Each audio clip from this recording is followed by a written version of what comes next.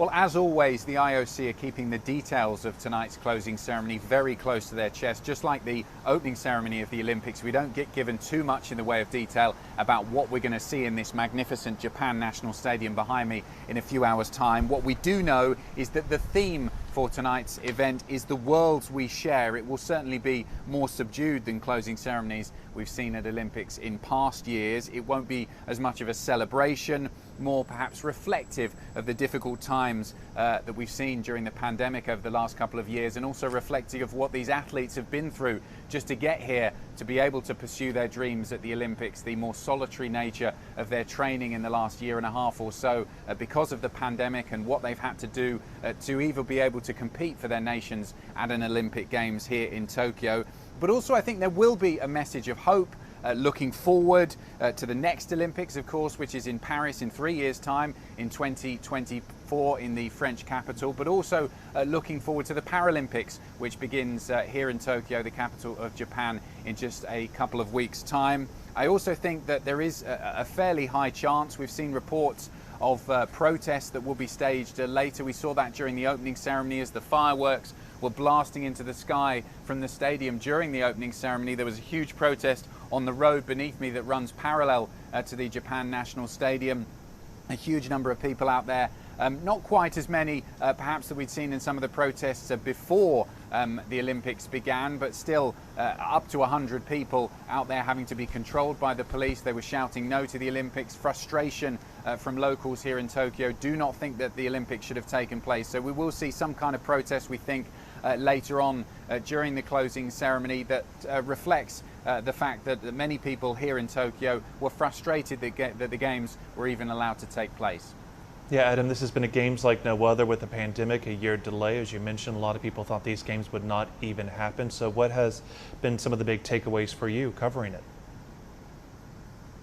Well, it has been so different. We've seen for the athletes competing here what they've had to get used to, the fact that they're playing inside stadiums with no crowd, also all of the different protocols that they've had to stick to, the social distancing, the mask wearing pretty much all the time, the fact they've been doing COVID tests every single day as well in the athletes' village. This has been a completely different Olympics for the athletes, but also for us in the media. I cover major sporting events all the time, and this has been quite different to what we've seen previously in terms of the burden placed on the media in terms of where we're allowed to go, what we're allowed to do, the number of tests we have to take as well, similar to the athletes, and also the COVID protocols we have to follow with mask wearing and what we can and can't do around the city of Tokyo. But still, as ever with the Olympics, there have been some absolutely fabulous moments when it comes to the sport. Just recently, what stood out to me was China emerging as the truly dominant force in terms of the diving. It culminated yesterday in Cao Yuan, a fabulous performance from him, winning yet another gold in the 10 meters platform event. Yang Jian, his teammate, incidentally won silver, and with it, it meant they won 12 medals in one event and equaled the world record that stretched all the way back to 1932. It was a simply wonderful performance from China. It also means they won 7 out of the 8 diving gold medals that were on offer here in Tokyo, and Cao personally became the first diver to win 3 gold medals in 3 different events. He will be a feature of podiums at Olympic Games for many years to come, you feel. Elsewhere inside the stadium behind me, we've seen so many highlights in terms of the track and field. A couple of nights ago, Allyson Felix won her second of 2 medals here in Tokyo.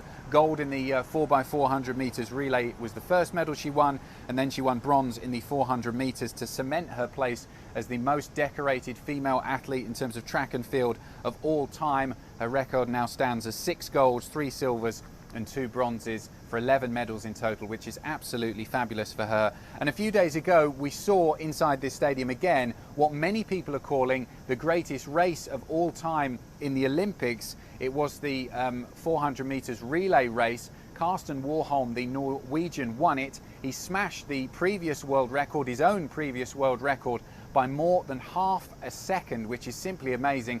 The race was so fast that Rai Benjamin, the American who finished second and picked up silver, also broke the previous world record. So effectively 2 world records were broken in the same race. Warholm was so surprised by the speed at which he'd run when he crossed the line and looked at the clock to see what the score, the time was. He was so amazed he ripped off his shirt in celebration. It truly was an iconic moment here at the Olympics. There always are such great moments when it comes to the sport, as there have been here in Tokyo. And all I can say is roll on Paris in 2024, where there will be, I'm sure, yet more great sporting moments.